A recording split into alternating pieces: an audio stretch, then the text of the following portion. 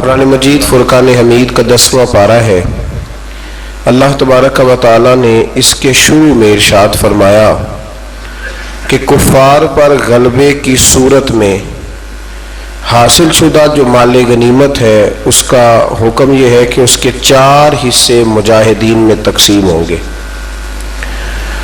اور جو 5واں حصہ ہے وہ اللہ اور اس کے رسول صلی اللہ تعالی علیہ وسلم کے لیے ہے، اور رسول اللہ صلی اللہ علیہ وسلم کے قرابت داروں میں، یتیموں میں، مسکینوں میں اور مسافروں کے لیے، اور یہ کہ اللہ کے رسول کی ثواب دید پہ ہوگا کہ حضور وہ 5ویں حصے میں سے کسی کو کیا عطا کرتے ہیں۔ میرے نبی کریم علیہ السلام نے کبھی بھی کسی شخص سے کسی چیز کا مطالبہ نہیں فرمایا، اور آپ نے سورہ شورا کی وہ آیت بڑی دفعہ سنی ہے کہ جب صحابہ نے عرض کیا تھا کہ یا رسول اللہ صلی اللہ علیہ وسلم کچھ پیش کرنا چاہتے ہیں تو فرمایا لا اسألکم علیہ اجرا، میں تم سے کوئی اجر نہیں مانگتا الا المودۃ فی القربى، ہاں اگر کچھ کرنا ہے تو میرے قریبیوں سے پیار کرتے رہنا۔ لیکن اس پارے کے بالکل ابتدا میں اللہ نے ایک اصول وضع کیا ہے، ایک بات سمجھائی ہے ہمیں۔ وہ بات یہ سمجھائی ہے کہ مال غنیمت جب آئے گا، کفار کے علاقے، ان کے مال، ان کے باغات قبضے میں آئیں گے تو 5واں حصہ حضور کی بارگاہ میں پیش کیا جائے گا۔ یہ جو کام ہوتا ہے نا دین کا، یہ ہمہ پہلو کام ہوتا ہے۔ اگر آپ کہیں کہ دین کا کام کرنے والا وقت نکال کے تجارت بھی کرے، کوئی نوکری بھی کرے، تو یہ ممکن نہیں ہوتا۔ نبی کریم صلی اللہ علیہ وسلم اعلان نبوت سے پہلے تجارت فرماتے تھے، لیکن بعد میں تو آپ کو وقت دینا پڑتا ہے نا ایک پورا۔ تو پھر صحابہ کیا کرتے تھے کہ مال غنیمت کا 5واں حصہ اللہ کے حکم کے مطابق حضور کی بارگاہ میں بطور نذرانہ پیش کرتے صلی اللہ تعالی علیہ وسلم۔ آج بھی کچھ لوگوں کو یہ دشواری بہت زیادہ ہوتی ہے، بہت زیادہ، کہ دیندار لوگ جو ہے ان کی تنخواہیں کیوں ہیں، تراویح پڑھانے والے حافظ کی خدمت کیوں کی جا رہی ہے۔ مجھے پچھلے سال ایک دوست نے بتایا کہ ہم نے مسجد میں اعلان کیا ہے کہ قاری صاحب جو قرآن شریف سنا رہے ہیں تو ان کی خدمت کرنی ہے، تو سارے حضرات اس میں تعاون کریں۔ تو ایک صاحب کہنے لگے جی اب یہ قرآن سنا کے بھی پیسے لیں گے۔ تو آپ یہ اندازہ فرمائیں کہ قوم کا مزاج کس طرح کا ہے، یعنی قرآن سنانے والا پھر حضرت جبریل ہی ہو سکتے ہیں جو نہ روٹی کھائیں گے اور نہ کپڑے پہنیں گے، نہ ان کے بچے ہوں گے، یہی ہو سکتا ہے، پھر اس کے علاوہ تو کچھ ممکن ہے۔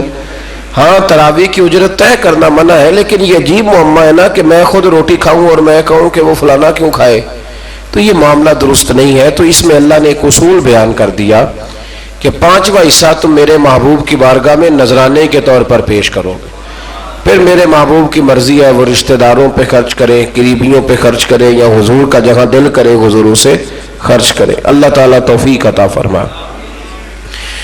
آیت نمبر 42 کے اندر بتایا کہ میدان بدر میں مسلمان مجاہدین کی زمینی پوزیشن کفار کے مقابلے میں بظاہر کمزور تھی، یعنی مسلمانوں کی زمین کا نرم ہونا، پانی کی قلت اور مال و اسباب کی قلت مسلمانوں کی کمزوری کی ظاہری علامت تھی، جس کی وجہ سے مسلمانوں کے دلوں میں خدشات پیدا ہو رہے تھے۔ اللہ تعالیٰ نے اپنی حکمت بیان کرتے ہوئے فرمایا کہ یہ اس لیے ہوا کہ اللہ تعالیٰ اپنے طے شدہ فیصلے نافذ کر دے۔ کئی دفعہ اللہ آزمائش میں اس لیے ڈالتا ہے کہ اللہ کچھ فیصلے کرنا چاہتا ہے، یعنی ظاہری کمزوری کے باوجود مسلمانوں کو غلبہ اور فتح مقدر کر دے، اور اللہ تعالیٰ جو فیصلہ فرماتا ہے پھر وہ نافذ ہو کے رہتا ہے۔ آیت نمبر 45 میں اس مضمون کو اس طرح بیان فرمایا کہ مسلمان اور کفار دونوں پر اللہ نے بدر کے دن نیند طاری کر دی۔ کفار مسلمانوں کو خواب میں کم تعداد میں دکھائے گئے تاکہ مسلمانوں کی ہمت بندی رہے۔ مسلمانوں نے خواب دیکھا تو انہیں خوابوں میں کافر تھوڑے نظر آئے تاکہ ان کی ہمت بندی رہے، اور اسی طریقے سے کفار نے بھی خواب دیکھا تو انہیں بھی مسلمان کم تعداد میں دکھائی دیے۔ یہ بھی اللہ کی مشیت کا تقاضا تھا کہ کہیں وہ میدان چھوڑ کے بھاگ ہی نہ جائیں۔ اگر انہیں زیادہ دکھا دیے جاتے خواب میں تو وہ میدان چھوڑ کے بھاگ، انہیں بھی کم نظر آیا اور انہیں بھی تعداد کم نظر آئی، کیونکہ اللہ کی مشیت کا تقاضا تھا کہ بدر میں حق و باطل کا معرکہ برپا ہو کر رہے اور حق غالب آ جائے۔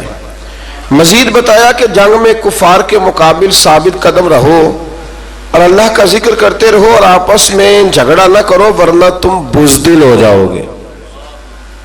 مسلمان قوم اس وقت بزدل ہوتی ہے جب آپس میں جھگڑا کرتی ہے، اور تمہاری ہوا اکھڑ جائے گی اور کافروں کی طرح اپنی طاقت پر اتراؤ بھی نہ اور دکھاوا بھی نہ کرو۔ مزید بتایا کہ شیطان کافروں کو فتح کی بشارت دیتا رہا اور اپنی حمایت کا یقین دلاتا رہا، لیکن حق و باطل کے مقابلے کا وقت آیا تو وہ پھر الٹے پاؤں بھاگ گئے۔ بہت سارے لوگ ہوتے ہیں جو کہتے ہیں آپ چلے میں آپ کے پیچھے ہوں، تو جب پیچھے دیکھو تو پھر موجود وہ کہتے ہیں تو لڑائی کر، تو فتنہ کر، میں تیرے پیچھے ہوں معاذ اللہ، لیکن پھر وہ پیچھے۔ یہی حال بدر میں کافروں کے ساتھ شیطان نے کیا۔ آج میں منافقین کے اس حاسدانہ قول کا ذکر ہے کہ جب مسلمانوں کی ہمت اور جرت کو دیکھا تو کہنے لگے ان مسلمانوں کو ان کے دین نے مغرور کر دیا ہے۔ آپ چپ کر کے پیچھے بیٹھ جائیں تو لوگ بزدل کہتے ہیں، اور اگر آپ تگڑے ہو کے میدان میں آ جائیں تو کہتے ہیں ان میں غرور آ گیا ہے۔ تو لوگوں کا مزاج یہ ہے کہ وہ ہر بات کو غلط رنگ دیتے ہیں۔ اللہ تعالی حق بات کہنے کی، سمجھنے کی اور بیان کرنے کی توفیق عطا فرمائے۔ آیت نمبر 53 میں اللہ نے ایک قانون قدرت بیان کیا۔ آیت نمبر 53، نوجوان ذرا زیادہ غور کریں، یہ سورہ انفال کی آیت نمبر 53 ہے، 53 آیت نمبر 53 میں ارشاد فرمایا کہ اللہ کبھی بھی اس قوم کی حالت نہیں بدلتا جو اپنی حالت خود بدلنے پر توجہ نہیں دیتی۔ اٹھ باندھ کمر کیوں ڈرتا ہے، پھر دیکھ خدا کیا کرتا ہے۔ آپ بھی تو ہمت کریں نا۔ وہ کسی نے کہا تھا نا، خدا نے آج تک اس قوم کی حالت نہیں بدلی، نہ ہو جس کو خیال خود آپ اپنی حالت کے بدلنے کا۔ اللہ نے یہ قانون دیا۔ تو نوجوان یاد رکھیں کہ غریبیوں کا رونا رونے سے کام نہیں بنتا۔ جو لوگ بیٹھ کے روتے رہتے ہیں کہ اب میں کیا کروں، کدھر جاؤں، تو ان کا کچھ بھی نہیں، آگے بڑھے، ہمت کریں۔ جب انسان ہمت کرتا ہے تو پھر اللہ اس کی مدد بھی فرماتا ہے۔ آیت نمبر 54 میں بتایا کہ آل فرعون اور پچھلی امتیں آیات الہی جھٹلانے کے جرم میں ہلاک کی گئیں۔ آیت نمبر 56 سے 58 میں یہودی قبائل کی عہد شکنی یعنی وعدہ توڑنے اور دوبارہ ان کی طرف سے خیانت کی صورت میں صلح کے معاہدے کو ختم کرنے کا ذکر ہے۔ بار بار وہ وعدے توڑتے تو پھر ایک وقت ایسا بھی آیا کہ حضور نے بھی ان کے ساتھ سارے معاہدے ختم کر دیا۔ آیت نمبر 60 میں فرمایا کہ دشمن کے مقابلے میں پوری طاقت، قوت اور اسباب کے ساتھ تیار رہو، ہمیشہ تیار رہو، ہائی الرٹ رہو ہمیشہ دشمن کے مقابلے میں۔ ہم بھی ہائی الرٹ ہوتے ہیں جب تھوڑے سے حالات خراب ہوتے ہیں، اس کے بعد پھر بات بھول۔ فرمایا ہمیشہ کافر کے مقابلے میں تیاری کر کے رکھو، اس کے ذریعے تم اللہ کے دشمنوں اور اپنے دشمنوں کو ڈرا سکو گے۔ آگے چل کے یہ بتایا کہ اگر دشمن صلح پہ آمادہ ہو تو تم بھی صلح کے لیے آمادہ ہو جاؤ۔ سبحان اللہ۔ یعنی اسلام صرف فتنے کی، فساد کا، کسی قسم کے فتنے اور فساد کا درس نہیں دیتا۔ اگر وہ مقابلے میں آئیں گے تو قوت کٹھی کر کے مقابلہ کریں گے، اور اگر وہ صلح کریں گے تو مسلمان بھی صلح ہی کریں گے۔ اور اللہ پر توکل کرو، اگر ان کی نیت دھوکہ دینے کی ہو تو پھر تمہارے لیے اللہ ہی کافی ہے۔ یعنی اگر وہ صلح کے ارادے سے نہ آئیں بلکہ دھوکے کے ارادے سے آئیں تو پھر بھی تمہاری چونکہ نیت ٹھیک ہے تو اللہ تمہاری مدد فرمائے گا۔ آیت نمبر 63 میں اللہ تعالیٰ نے بتایا ہے کہ اللہ نے اپنے کرم سے تمہارے دلوں کو جوڑ دیا، اور اگر تم زمین کے سارے خزانے بھی خرچ کر دو تو یہ باہمی الفت جو تمہارے اندر پیدا نہ ہوتی۔ اور فرمایا نبی آپ کو اللہ کافی ہے، اور آپ کے فرما بردار مومنوں کی جماعت بھی آپ کو۔ یہ قرآن مجید کی آیت نمبر 64 ہے، اس کو ذرا پڑھیے گا۔ یہ لوگ جو جنہوں نے لکھا ہوتا ہے کہ صرف اللہ ہی کافی ہے، لکھا ہوتا ہے نا میرے لیے، یعنی ٹیوٹے میں بیٹھ کے سفر کر رہے ہیں، ہائیس میں بیٹھے ہوئے، لکھا کہ اللہ ہی، بھئی اللہ ہی کافی ہے، لیکن اس کا مطلب یہ نہیں کہ باقی کسی اور کی، جن کو اللہ نے پیدا فرمایا، جنہیں اللہ نے قوتیں دی۔ یہ آیت دیکھیے، ارشاد فرمایا یا ایھا النبی حسبک اللہ، اے نبی آپ کے لیے اللہ کافی ہے، اور ساتھ فوراً ہی آگے بیان فرمایا فوراً وَمَنِ اتَّبَعَكَ مِنَ الْمُؤْمِنِينَ، اور جو آپ کی اتباع کرنے والے مومن ہیں وہ بھی آپ کے لیے کافی، مومن بھی اور اللہ بھی تو جب اللہ نے ساتھ مومنوں کا ذکر فرمایا اور یہ آیت نازل کب ہوئی؟ جب حضرت عمر فاروق نے کلمہ پڑھا، اس وقت یہ نازل ہوئی، کہا محبوب اللہ بھی کافی ہے اور یہ تیرے غلاموں کی جو 40 کی تعداد بن گئی، اب انشاءاللہ ہر میدان میں کامیابیاں مسلمانوں کے حصے میں آئیں۔ اسی طرح سے آیت نمبر 65 میں نبی کریم صلی اللہ علیہ وسلم کو حکم ہوا کہ مومنوں کو جہاد پر ابھاریے، تیار کیجیے۔ اللہ تعالیٰ 10 گنا تعداد پر مشتمل کافروں پر فتح عطا فرمائے گا۔ پھر بعد میں جب مسلمانوں میں کمزوری آئی تو فرمایا اللہ تمہیں دشمنوں کی دگنی تعداد پر فتح فرمائے گا۔ آیت نمبر 72 میں بتایا کہ جان و مال سے اللہ کی راہ میں جہاد کرنے والے مومنین، مہاجرین اور انصار صحابہ کرام ایک دوسرے کے دوست ہیں۔ جہاد کرنے والے جانوں اور مالوں سے یہ ایک دوسرے کے دوست ہیں، اور یہی سچے اور پکے مومن ہیں اور ان کے لیے مغفرت ہے اور عزت والی روزی ہے۔ اسی طرح کفار بھی ایک دوسرے کے دوست ہیں۔ ہجرت سے پہلے اور بعد کے مسلمان ہونے والوں کے حقوق اور درجات میں فرق کا باوجود جنہوں نے پہلے کلمہ پڑھا ان کا درجہ اونچا ہے اور جنہوں نے بعد میں پڑھا ان کا درجہ اونچا ہے، لیکن اس کے باوجود اللہ تبارک و تعالیٰ نے سب کے ساتھ خیر کا وعدہ فرمایا ہے۔ اس سے آگے سورہ توبہ کا آغاز ہوتا ہے۔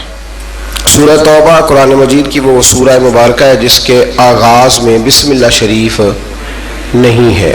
اس کی کئی وجوہات مفسرین کرام نے بیان فرمائی ہے۔ ایک وجہ تو یہ بیان کی گئی ہے کہ اس میں تسلسل ہے سورہ انفال کے مضامین کا، وہی مضامین چونکہ چلے آ رہے تھے اس لیے اس کے اندر اس کو بیان نہیں کیا گیا۔ اور ایک بات یہ ہے کہ اس کے شروع میں اللہ تعالیٰ نے کافر اور مشرک سے اپنی برات کا اعلان فرمایا، کیونکہ بات جلال کی ہو رہی تھی اس لیے بسم اللہ شریف کو شامل نہیں کیا گیا۔ اس صورت کی پہلی آیت میں مشرکین عرب سے برات کا اعلان کرتے ہوئے انہیں مسلمانوں سے فیصلہ کن جنگ کرنے یا اسلام قبول کرنے کے لیے 4 مہینوں کا ٹائم دیا گیا، فیصلہ کر لو ان 4 مہینوں میں۔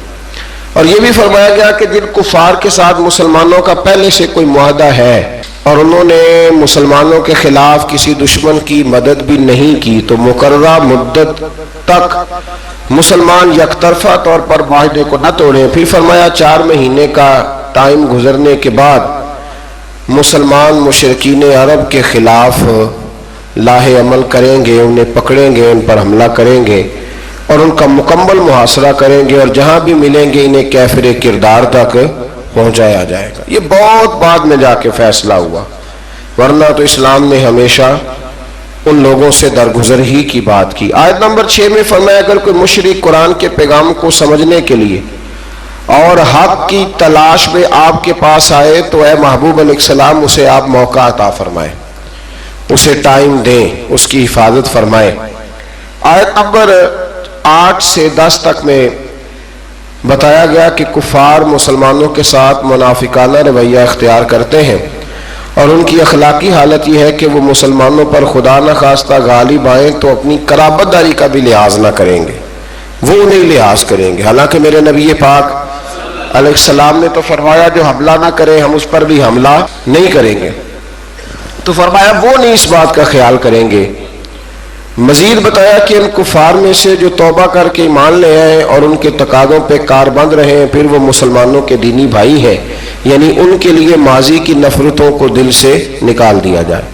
آیت نمبر 12 میں بتایا کہ جو کفار عہد کر کے وعدہ کر کے اپنی قسموں کو توڑ دیں تو پھر وہ کسی اور رعایت کے مستحق نہیں ہے، وہ پہلے بھی رسول اللہ صلی اللہ علیہ وسلم کے ساتھ اس طرح کے وعدہ خلافیاں کر چکے ہیں۔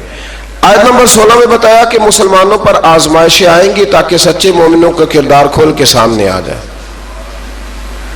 آیت نمبر 17 اور 18 میں بتایا کہ کافروں کا شعار مسجد بنانا نہیں، یہ تو ان لوگوں کا کام ہے جو اللہ پر اور قیامت کے دن پر ایمان لائیں اور نماز قائم کریں اور زکوٰۃ دیں اور اللہ کے سوا کسی سے نہ ڈریں۔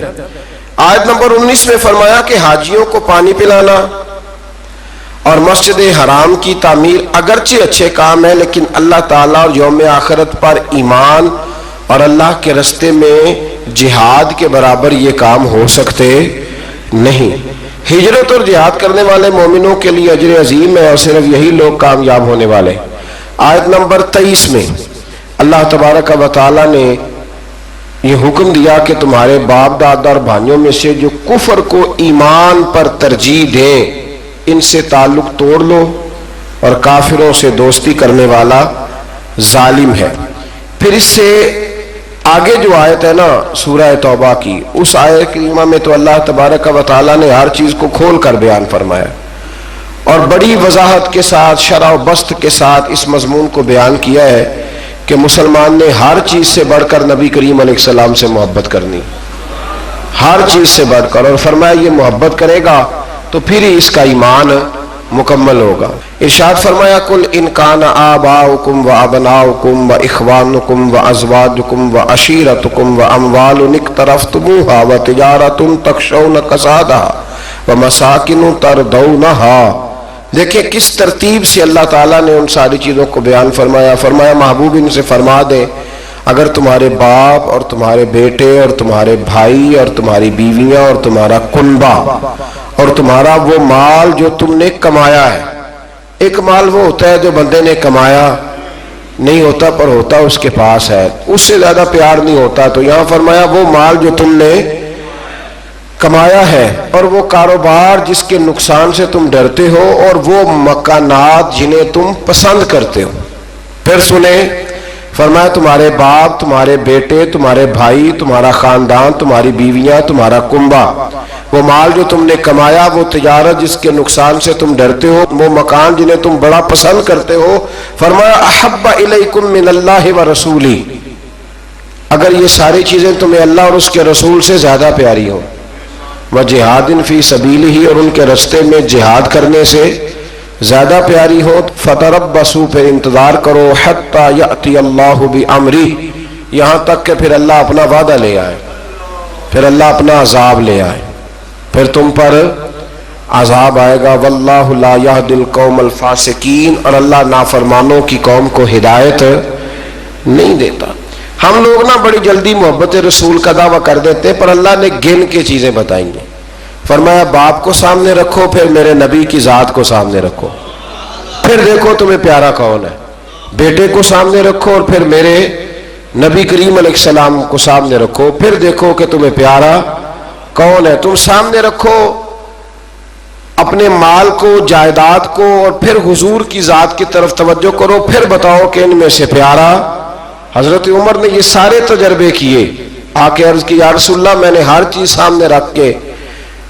سامنے رکھ کے تجزیہ کیا، آپ مجھے زیادہ پیارے ہیں، لیکن یا رسول اللہ مجھے جان آپ سے بھی زیادہ پیاری، جان مجھے آپ سے زیادہ پیاری ہے۔ تو حضور نے ان کے سینے پہ ہاتھ مارا، فرمایا عمر ابھی تیرا ایمان مکمل نہیں ہوا۔ جناب عمر فوراً بولے، عرض کی حضور میں اعلان کرتا ہوں کہ مجھے آپ جان سے بھی زیادہ پیارے ہیں۔ تو یہ ضروری کام ہے، اللہ تعالی ہمیں محبوب کی سچی محبت عطا فرمائے۔ آیت نمبر 25 میں اللہ تبارک و تعالی نے غزوہ حنین کا حوالہ دیتے ہوئے فرمایا کہ بعض اوقات کثرت تعداد پر اترانا کہ ہم بڑے ہو گئے اور نازا ہونا بھی انسان کی ناکامی کا سبب بنتا ہے۔ یہی مسلمانوں کے ساتھ غزوہ حنین میں ہوا، اور پھر اللہ تعالیٰ نے اپنے رسول اور مومنوں پر قلبی سکون نازل کیا اور غیبی لشکروں سے ان کی مدد فرمائی۔ 9 ہجری کو یوم الحج کے عرفات میں اعلان ہوا کہ اس سال کے بعد مشرک حدود حرم میں داخل نہیں ہو سکتا، پہلے وہاں داخل ہونے کی اجازت تھی، اور فرمایا کہ تنگ دستی کی فکر نہ کرو، اللہ اپنے فضل سے تم لوگوں کو غنی کر دے گا۔ آیت نمبر 29 میں اہل کتاب کو جزیہ دینے کا حکم دیا اور فرمایا کہ نہ دینے کی صورت میں جنگ کے لیے تیار رہنا۔ آیت نمبر 30 میں بتایا کہ یہود نے عزیر کو اللہ کا بیٹا کہا اور عیسائیوں نے حضرت عیسیٰ کو اللہ کا بیٹا کہا، مگر یہ سب ان کی خود ساختہ باتیں ہیں، ان پر اللہ کی مار ہے۔ مزید فرمایا کہ یہ جو عیسائی ہے نا، انہوں نے اپنے علماء اور اپنے راہبوں کو خدا ہی بنا لیا ہے۔ یہ اللہ کہہ رہا ہے کہ انہوں نے انہیں اپنا خدا ہی بنا لیا ہے، اور مسیح ابن مریم کو بھی، حالانکہ انہیں اللہ وحدہ لا شریک کی عبادت کا حکم دیا گیا تھا۔ آگے چل کے فرمایا کہ منکر اپنی پھونکوں سے اللہ کے نور کو بجھانا چاہتے ہیں، مگر اللہ ان کی خواہش کے برعکس اس نور کو مکمل فرمائے گا۔ اور فرمایا اللہ نے اپنے رسول کو ہدایت اور دین حق کے ساتھ بھیجا ہے تاکہ اللہ اپنے اس دین کو ہر دین پر غلبہ عطا فرما دے۔ آیت نمبر 34 سے علماء اور مشائخ یہود کے باطل طریقوں سے لوگوں کا مال کھانے اور اللہ کے راستے سے روکنے کا بیان ہے، اور فرمایا کہ سونا اور چاندی یعنی دنیاوی دولت کے ڈھیر ذخیرہ کرنے والے اور راہ خدا میں خرچ نہ کرنے والوں کے لیے دردناک عذاب کی وعید ہے، اور پھر بتایا کہ قیامت کے دن ان کے اپنے جمع کیے ہوئے مال کو نار جہنم میں تپا کر، انہی کے مال کو دوزخ کی آگ میں تپا کر ان کی پیشانیوں، پہلوؤں اور پیٹھوں کو داغا جائے گا انہی کے مال سے، اور کہا جائے گا کہ اپنے ہی جمع کیے ہوئے مال کا مزہ چکھو۔ علماء اور مشائخ اہل یہود کے اس طرح کرتے تھے کہ مال بٹورنے کے لیے حق کو چھپاتے تھے۔ اللہ ماشاءاللہ آج بھی کئی جگہوں پہ ایسا ہوتا ہے کہ سرکاری مولوی بن جاتے ہیں اور گورنمنٹ کو مولوی مل جاتے ہیں جو ہر آنے والے حکمران کو امیر المومنین کہتے ہیں، ہر آنے والے حکمران، اور اس کے ہر ناجائز کام پر اپنی مہر لگا کے اسے جائز قرار دیتے ہیں۔ اللہ تبارک و تعالی اپنی رحمت سے حق پر ہی قائم فرمائے اور حق پر ہی اللہ موت عطا فرمائے۔ آیت نمبر 36 میں بتایا کہ ابتدا سے لے کر اللہ کی کتاب تقدیر میں مہینوں کی تعداد 12 ہے۔ پہلے دن سے ہی مہینے کتنے ہیں؟ ان میں 4 مہینے ذی-القعدہ، ذی-الحجہ، محرم اور رجب، یہ حرمت والے مہینے۔ ان مہینوں میں جنگ کو ممنوع قرار دیا گیا۔ کفار جب ان مہینوں میں جنگ کرنا چاہتے تھے تو ان کی ترتیب میں رد و بدل کر دیتے تھے۔ اللہ تعالیٰ نے فرمایا کہ مہینوں کو مؤخر کرنا کفر میں زیادتی ہے۔ یہ 4 حرمت والے مہینے، معنی کیا ہے کہ ان میں جنگ نہیں کی جائے گی۔ آیت نمبر 38 اور 39 میں فرمایا کہ جب جہاد کے لیے نفیر عام ہو جائے تو سستی نہ کرنا چاہیے، اور جو ایسا کرے گا اس کے لیے عذاب علیم ہے، اور تم یہ مت سمجھنا کہ جہاد کا فریضہ صرف تم پر موقوف ہے، تم نہیں کرو گے تو اللہ تمہاری جگہ کسی اور قوم کو لائے گا اور تم کو اس سے بالکل نقصان نہیں پہنچا سکتے۔ آیت نمبر 40 میں سفر ہجرت کے موقع پر غار ثور میں حضرت ابوبکر صدیق رضی اللہ تعالیٰ عنہ کی رفاقت خاص کو ایک شان امتیازی کے ساتھ بتایا ہے، اور اس آیت میں 6 مختلف انداز میں سیدنا صدیق اکبر کا ذکر ہوا ہے۔ آیت نمبر 40 میں اذ یقول لصاحبہ لا تحزن ان اللہ معنا، جب محبوب نے اپنے صحابی سے کہا، جب قرآن مجید نے حضرت ابو بکر کو حضور کا صحابی کہا تو اب جو ان کے صحابی ہونے کا انکار کرتا ہے وہ قرآن کی آیت کا انکار کرتا ہے۔ تو 6 انداز میں حضرت صدیق اکبر کا ذکر کیا، پھر فرمایا کہ اللہ تعالیٰ کلمہ کفر کو پست اور اللہ کا دین ہی سر بلند آئے گا۔ آگے فرمایا جب جہاد کے لیے عام لام بندی کا، صف بندی کا حکم ہو جائے تو پھر جس حال میں بھی ہو تمام وسائل کے ساتھ جہاد میں شریک ہو جاؤ۔ پھر فرمایا کہ منافقین قسمیں کھا کھا کر اور طرح طرح کے بہانے بنا کر جہاد سے بچنے کی کوشش کرتے ہیں، جبکہ سچے مومن دل و جان سے جہاد کے لیے نکل کھڑے ہوتے ہیں۔ مزید فرمایا کہ جہاد سے اعراض برتنا یعنی پہلو تہی کرنا، منہ پھیرنا، یہ وہی لوگ ہیں جن کا اللہ اور قیامت پر ایمان نہیں اور جن کے دلوں میں شک کی بیماری ہے۔ اور فرمایا ایسی تشکیک کے مارے جنگ میں شامل ہو بھی جائیں تو فساد کا باعث ہی بنتے ہیں، ہو بھی جائیں تو پھر بھی یہ کچھ لوگ نکلتے ہیں نا تو نکلتے کہتے ہیں مشکل کام میں یہ ہو سکتا، یعنی ساتھ ایک دوسرے کو بھی وہ کمزور کرتے ہیں۔ فرمایا یہ آ بھی گئے تو پھر بھی یہ نقصان ہی کریں گے۔ اور مجاہدین کی صفوں میں فتنے اور سازشیں کرتے ہیں، اور یہ لوگ پہلے بھی ایسا کرتے رہے ہیں۔ منافقین کا شعار یہ ہے، طریقہ یہ ہے کہ جب مسلمانوں کو کوئی بھلائی پہنچے تو اس پر کڑتے ہیں، اور اگر مسلمانوں کو تکلیف پہنچے تو خوشی سے کہتے ہیں کہ ہمیں تو یہ نتیجہ پہلے سے پتا تھا۔ اللہ اکبر، اس لیے ہم نے احتیاط سے کام لیا، سوائے اس کے جو اللہ نے ہمارے لیے مقدر کر دی ہے، اور فتح ہو یا شہادت دونوں صورتوں میں ہم ہی کامیاب ہوں گے۔ منافقین کی ایک روش یہ بھی بتائی گئی کہ وہ نماز خوش دلی سے نہیں پڑھتے، منافق نماز خوش دلی سے بلکہ تنگ ہو کے نماز پڑھتے ہیں، اور فرمایا کہ مجبوراً وہ اللہ کے راستے میں خرچ کرتے ہیں۔ اللہ تعالیٰ نے فرمایا یہ منافقین اللہ کی قسمیں کھا کھا کے کہتے ہیں کہ وہ آپ میں سے ہی ہے، حالانکہ وہ مسلمانوں میں سے نہیں ہے، لیکن وہ جان و مال کے خوف کے باعث مسلمانوں کے ساتھ مل کر رہنا چاہتے ہیں۔ آیت نمبر 61 میں فرمایا کہ بعض منافقین اللہ کے نبی کو ایذا پہنچاتے ہیں، تکلیف دیتے ہیں اور کہتے ہیں کہ وہ کانوں کے کچے ہیں معاذ اللہ، جبکہ نبی پاک صلی اللہ علیہ وسلم کا تمام لوگوں کی بات سننا مومنین کے لیے باعث رحمت ہے۔ حضور صلی اللہ علیہ وسلم ہر ایک کی بات سنتے اور نبی پاک کا ہر ایک کی بات سننا مومنوں کے لیے باعث رحمت ہے، اور جو لوگ رسول اللہ صلی اللہ علیہ وسلم کو ایذا پہنچاتے ہیں ان کے لیے دردناک عذاب ہے۔ اور فرمایا منافق جھوٹی قسمیں کھا کے مسلمانوں کو راضی کرنے کا یقین دلاتے ہیں، اگر وہ سچے مومن ہوتے تو اللہ اور اس کے رسول اس کا زیادہ حقدار تھا کہ انہیں راضی کیا جاتا۔ یہ مومنوں کو اپنے حق میں راضی کرتے ہیں پر اللہ رسول کو راضی، حالانکہ اللہ رسول کا زیادہ حق تھا کہ انہیں راضی کیا جاتا۔ منافقین کا شعار یہ بھی ہے کہ وہ مسلمانوں کا مذاق اڑاتے ہیں، اگر ان سے اس کے بارے میں پوچھا جائے تو کہتے ہیں ہم تو محض خوش طبی کر رہے تھے اور دل لگی کرتے ہیں، تو کیا اللہ اور اس کی آیات اور اس کے رسول کا مذاق اڑاتے ہیں؟ آیت نمبر 67 میں اللہ تعالیٰ نے فرمایا منافق مرد اور عورتیں ایک دوسرے کے مشابہ ہیں، ایک جیسے ہی، اور برائی کا حکم دیتے ہیں اور نیکی سے منع کرتے ہیں اور خیر کے کاموں سے اپنا ہاتھ روکتے ہیں۔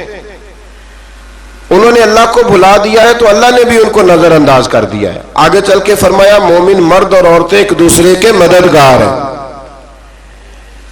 وہ نیکی کا حکم دیتے ہیں اور برائی سے منع کرتے ہیں، نماز قائم کرتے ہیں، زکوٰۃ دیتے ہیں، اللہ اور اس کے رسول صلی اللہ علیہ وسلم کا حکم مانتے ہیں۔ اگلی آیت میں فرمایا کہ اللہ نے مومنین اور مومنات سے جنت کی دائمی اور ابدی نعمتوں کا وعدہ کر رکھا ہے، اور اللہ ہی کی رضا میں سب سے بڑی سعادت ہے۔ آیت نمبر 73 میں فرمایا کفار اور منافقین سے جہاد کیجیے اور ان پر سختی کیجیے اور ان کا ٹھکانہ جہنم ہے۔ یہ کلمہ کفر کہتے ہیں اور پھر قسمیں کھا کھا کے منکر ہو جاتے ہیں۔ اللہ تعالیٰ نے فرمایا انہوں نے کلمہ کفر کہا ہے اور اسلام لانے کے بعد انہوں نے کفر کو اختیار کیا۔ آیت نمبر 75 میں فرمایا کہ بعض منافق وہ ہیں جو اللہ سے عہد کرتے ہیں کہ اگر اللہ انہیں اپنے فضل سے ہمیں عطا کیا تو ہم ضرور صدقہ کریں گے اور نیکوکاروں میں سے ہو جائیں گے، پس جب اللہ نے اپنے فضل سے انہیں مال عطا کیا تو انہوں نے بخل بھی کیا اور اپنے وعدے سے بھی پھر گئے، روح گردانی بھی۔ بہت سارے لوگ وعدے کرتے ہیں نا اللہ دے گا تو پھر اس کے راستے میں پھر جب اللہ دیتا ہے تو ان کے خرچے بڑھ جاتے ہیں، پھر کہتے ہیں گزارا نہیں ہوتا، پھر نیا ان کا پروگرام سامنے آ جاتا ہے۔ آیت نمبر 78 میں اللہ تعالیٰ نے متنبع فرمایا کہ اللہ دلوں کے رازوں اور سرگوشیوں کو بھی جانتا ہے، وہ غیبی باتوں کو بہت زیادہ جاننے والا ہے۔ آیت نمبر 79 میں منافقین کا ایک طریقہ یہ بھی بتایا کہ نادار مومنین جب اپنی محنت کی کمائی سے تھوڑا سا مال صدقہ کرتے ہیں تو منافق ان پر تان کرتے ہیں معاذن اور ان کا مذاق اڑاتے ہیں، تو اللہ تعالیٰ ان کو ان کے مذاق کی سزا دے گا۔ اللہ تعالیٰ نے اپنے نبی پاک علیہ السلام سے فرمایا یہ منافق آپ کے گستاخ ہیں، آپ کا ان کے لیے استغفار کرنا یا نہ کرنا برابر ہے، اگر آپ ان کے لیے 70 بار بھی استغفار کریں گے تو اللہ ان کو ہرگز معاف، کیونکہ یہ محبوب آپ کے گستاخ ہے، یہ آپ کے گستاخ ہے۔ آپ ان کے لیے 70 بار بھی استغفار کریں تو کہ یہ بے ایمان آپ کے بے ادب ہے تو اللہ انہیں معافی دیکھ لیں، حضور کے بے ادب کے لیے کوئی معافی۔ منافقین کی اس بری خصلت کا ذکر ہے کہ خود تو جہاد نہیں کرتے اور گھروں میں بیٹھے ہیں، ساتھ مسلمانوں کو گرمی کا ڈراوا دے کر انہیں بھی جہاد سے منع کرتے ہیں۔ اللہ نے فرمایا جہنم کی آگ اس سے زیادہ گرم ہے اگر وہ سمجھتے۔